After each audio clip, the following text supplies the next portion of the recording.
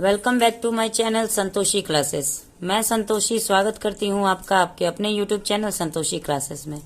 आज का हमारा जो वीडियो है इसमें हम लोग कवर करने जा रहे एक टॉपिक को, एक पैराग्राफ को, जिसका नाम है वाटर पॉल्यूशन।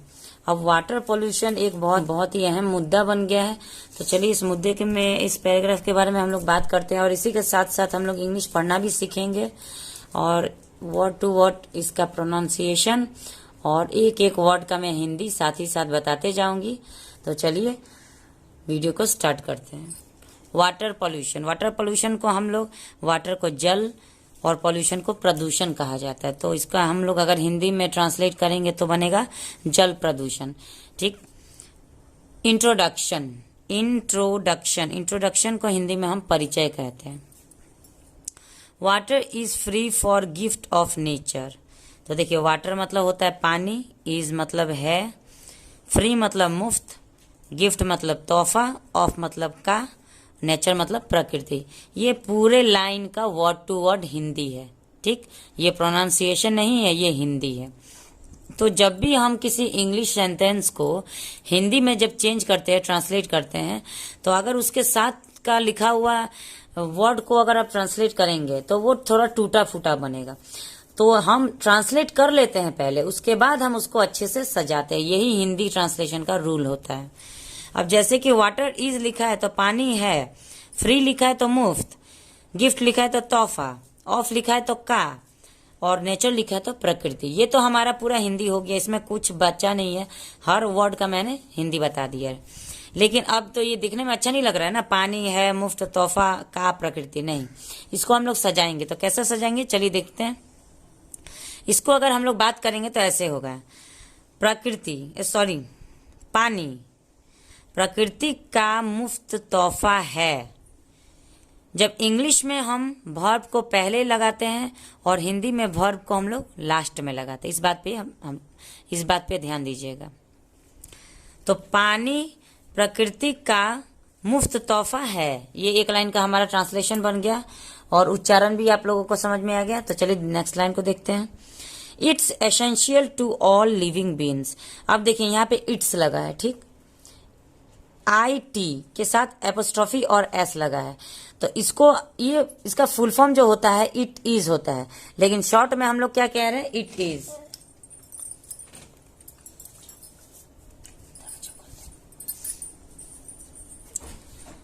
इसको लॉन्ग में अगर हम लोग कहेंगे तो इसका फुल मीनिंग होता है इट इज, लेकिन एपोस्ट्रोफी का साइन लगाया गया है तो इसको हम लोग शॉर्ट में बोलते हैं इट्स।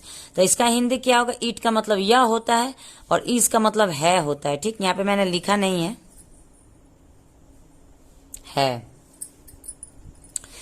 तो यह है एसेंशियल, आवश्यक। एसेंशियल का मतलब होता है आवश्यक। ध्यान दीजिएगा, हर वर्ड का मैं हिंदी बता रही हूँ, ठीक, इसका प्रोनाउंसिएशन नहीं बता रही हूँ। तो इसलिए आप हिंदी पर ध्यान दीजिएगा कि इसका क्या अर्थ बनता है।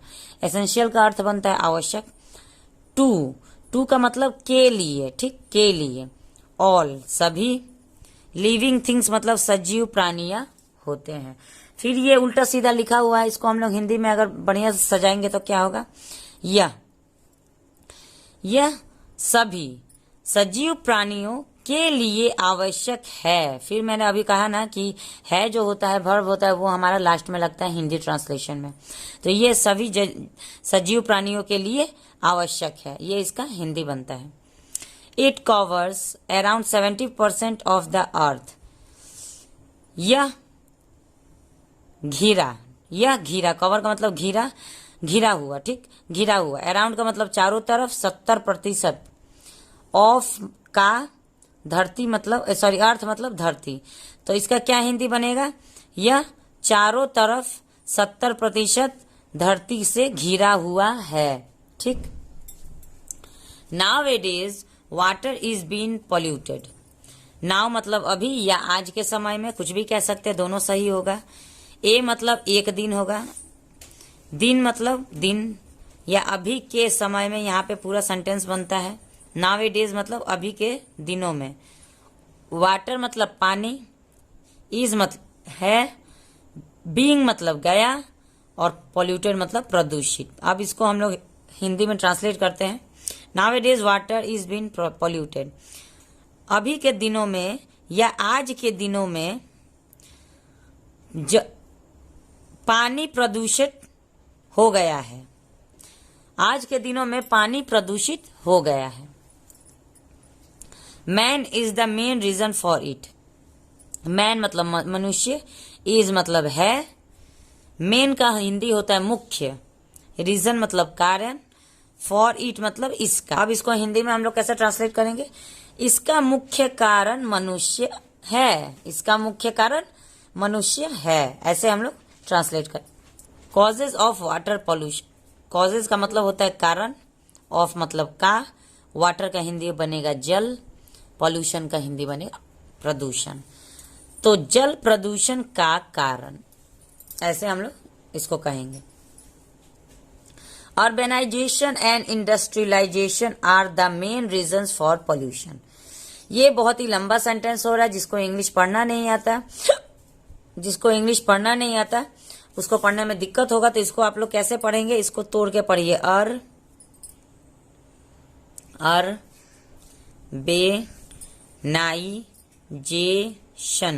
अर्बेनाइजेशन, ठीक है। अर्बन, यहाँ पे हम लोग सिर्फ अर्बन की बात करें तो अर्बन मतलब शहर होता है। अर्बन एरिया का मतलब शहरी एरिया होता है। अर्बेनाइजेशन का मतलब शहरीकरण, एंड का हिंदी होता है और।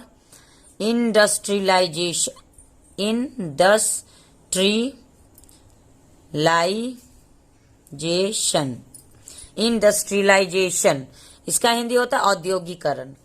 आर का हिंदी होगा है, मेन मुख्य, रीजन मतलब कारण, फॉर मतलब का, पॉल्यूशन मतलब प्रदूषण। अब इसका हिंदी कैसे बनेगा?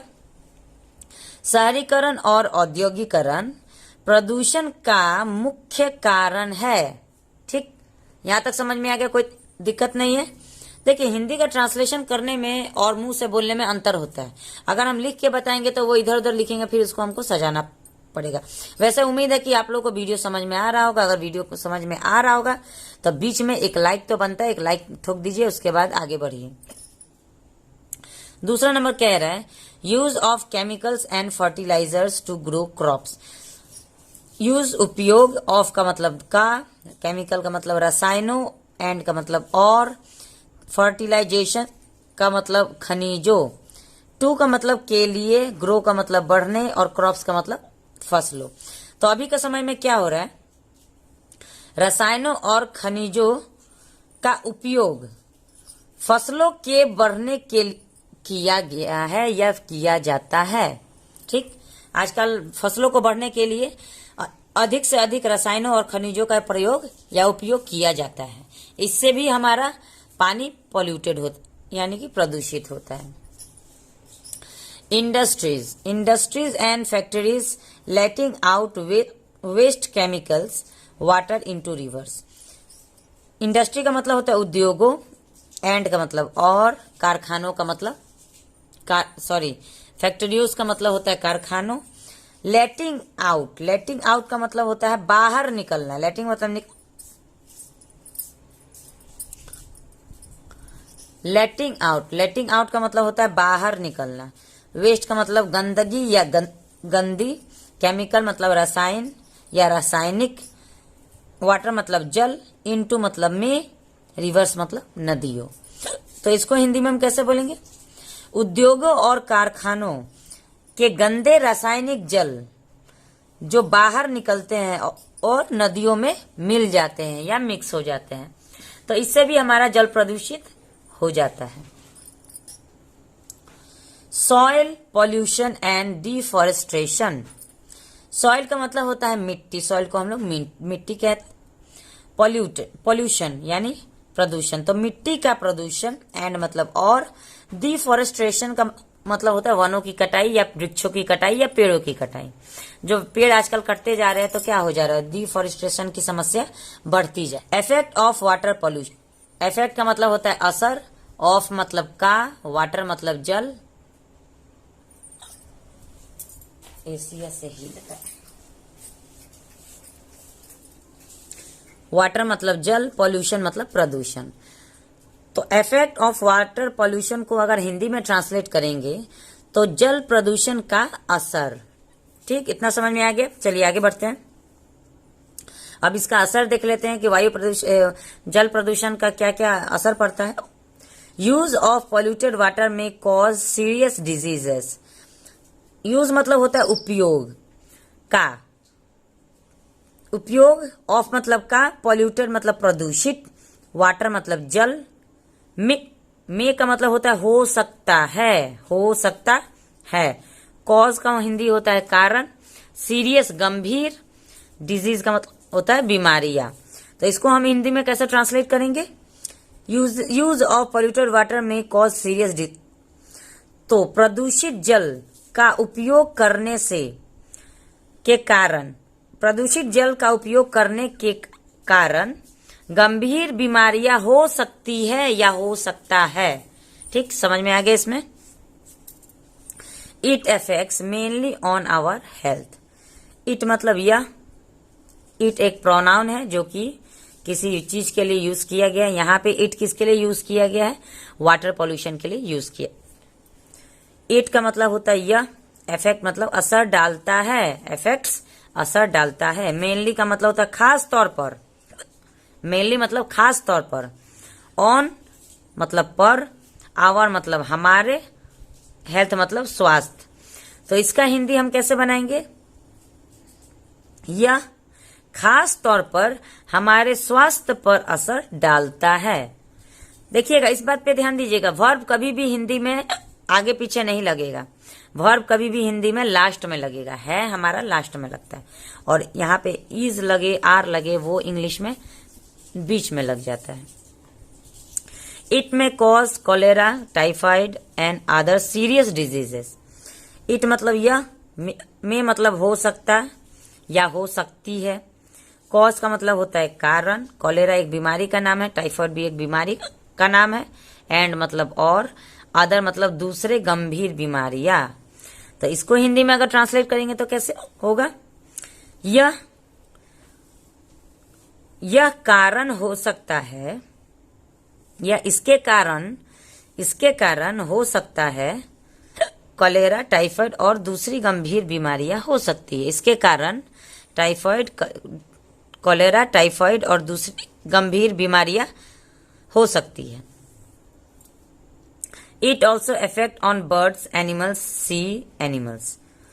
अब देखिए क्या कह रहा है, इट मतलब यह, ऑल्सो मतलब भी, इफेक्ट मतलब असर डालता है, ऑन मतलब पर, किस पर असर डालता है? बर्ड्स पर यानी चिड़ियों पर, एनिमल मतलब जानवरों पर, और सी एनिमल मतलब समुद्री जानवर। तो ये जो वाटर पोल्यूशन है ये हमारे चिड़ियों पर, जानवरों पर, और जो जल में रहने वाले जानवर होते हैं उस पर भी असर डालता है।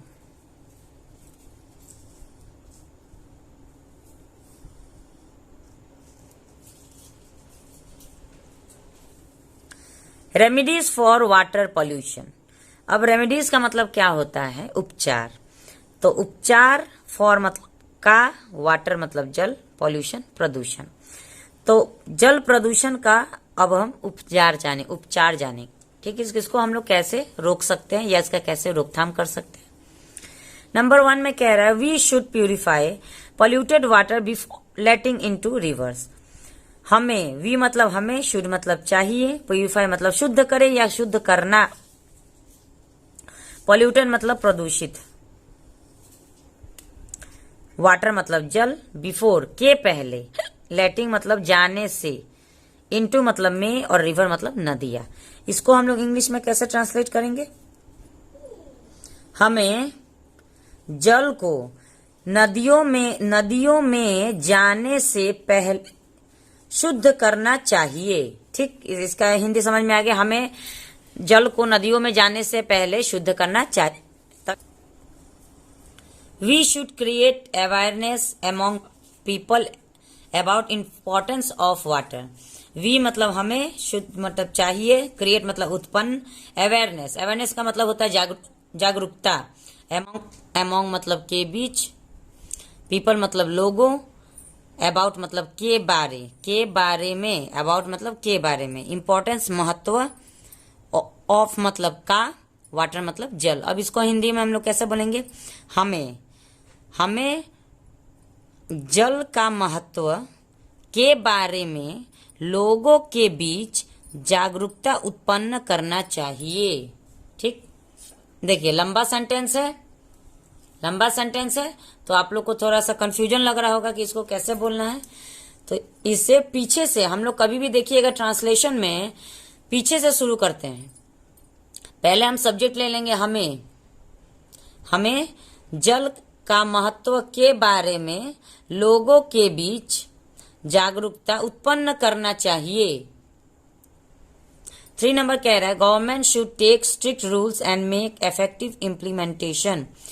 गवर्नमेंट मतलब सरकार, शुड मतलब को चाहिए या चाहिए, टेक मतलब लेना, स्ट्रिक्ट मतलब सख्त, रूल मतलब नियम, एंड मतलब और, मेक मतलब बनाना, इफेक्ट मतलब असरदार, इम्प्लीमेंटेशन मतलब कार्यान्वयन। कार्यान्वयन का मतलब होता है नियम को लागू करना। ठीक, ये सरकार के हाथ में होता है। तो किसी भी नियम को लागू करने के लिए सरकार को सख्त कदम उठाने चाहिए, क्योंकि जो नियम सरकार बना देगा उसी नियम के हिसाब से हमारे देश की जनता ऑटोमेटिक चलने लगती। तो जब सरकार अगर कदम उठा लेगा कि हमें ऐसा नहीं करना या हमें ऐसा करना है, तो सभी लोग वैसा वैसा करेंगे। Industry should make other arrangement to letting out water. अब क्या हो रहा है कि इंडस्ट्री मतलब उद्योगों, शुड मतलब को चाहिए, मेक मतलब बनाना, अदर मतलब दूसरा, अरेंजमेंट मतलब व्यवस्था, टू मतलब के लिए, लेटिंग आउट मतलब बाहर जाना, वाटर मतलब पानी। अब इसको हिंदी में ट्रांसलेट करके देखते हैं। उद्योगों को पानी के बाहर जाने के लिए दूसरा व्यवस्था बनाना चाहिए। ठीक, तो उद्योगों को क्या करना है, उद्योग के जो कंपनियों होते हैं उसके मालिक को या जो व्यवस्था कर रहे हैं उन लोग पानी की निकासी के लिए कुछ अलग व्यवस्था, दूसरा व्यवस्था बनाना चाहिए। उनका पानी नदियों में नहीं बहाना चाहिए। कंक्लूजन का मतलब होता है निष्कर्ष। ठीक, we know that we are the main cause of pollution. We मतलब हम, नो मतलब जानते हैं, डेट मतलब की, वी मतलब हम, आर मतलब है। द को हम नहीं ट्रांसलेट करेंगे, द का कोई ट्रांसलेशन नहीं होता है। मेन मतलब मुख्य, कॉज मतलब कारण, ऑफ मतलब का, पोल्यूशन मतलब प्रदूषण। अब इसको हिंदी में ट्रांसलेट करके देखते हैं। हम जानते हैं कि हम प्रदूषण का मुख्य कारण है। ठीक, हम जानते हैं कि हम प्रदूषण का मुख्य कारण है। It is important to control the water pollution. It मतलब यह है, इम्पॉर्टेंट मतलब महत्वपूर्ण, टू मतलब को, कंट्रोल मतलब काबू करना, द का कोई ट्रांसलेशन नहीं करेंगे, वाटर मतलब जल, पॉल्यूशन मतलब प्रदूषण। तो इसका हिंदी कैसे होगा, यह महत्वपूर्ण है जल प्रदूषण को काबू करना। यह महत्वपूर्ण है कि जल प्रदूषण को काबू किया जाए या काबू करना चाहिए। Without water we can't survive. Without का मतलब होता है के बिना, वाटर या जल के बिना। इसका हिंदी होगा जल के बिना वी कांट सर्वाइव, हम जी नहीं सकते। जल के बिना हम जी नहीं सकते। So it's our responsibility to keep water clean. So मतलब इसलिए, इट इज, मैंने कहा था एपोस्ट्रोफी लगा है तो इट्स को हम इट इज पढ़ेंगे। सो इट इज या यह है, इट इज का मतलब होता है यह है। सो यह है हमारी जिम्मेदारी है। किसकी जिम्मेदारी है, इसलिए यह हमारी जिम्मेदारी है कि जल को साफ रखे और हमारे धरती को स्वस्थ बनाए जीने के लिए। तो ये हमारी जिम्मेदारी है कि हम अपने धरती को स्वच्छ बनाए, स्वस्थ बनाए जीने के लिए, और अपने पानी को साफ बनाए पीने के लिए। तो चलिए आज के वीडियो में इतना ही। एंड एट द एंड मैंने लिखा है थैंक्स फॉर वाचिंग। जितने भी व्यूअर्स मेरे लास्ट तक बने हुए हैं, जो यहाँ तक मेरा साथ दे रहे हैं, उनको मैं तहे दिल से शुक्रिया अदा करना चाहती हूँ कि आप लोगों ने अपना कीमती समय मुझे दिया, मेरे वीडियो को देखा, समझा। अगर वीडियो अच्छा लगा हो तो प्लीज वीडियो को लाइक करें, और अगर चैनल पे पहली बार आए हैं तो चैनल को सब्सक्राइब करें, और अपना प्यार बनाए रखें ताकि मैं ऐसे ऐसे वीडियोस रेगुलर बनाती रहूं। सपोर्ट करिए, प्यार दीजिए। चलिए मिलते हैं नेक्स्ट वीडियो में, तब तक के लिए धन्यवाद। And 1 second, thanks for watching the video.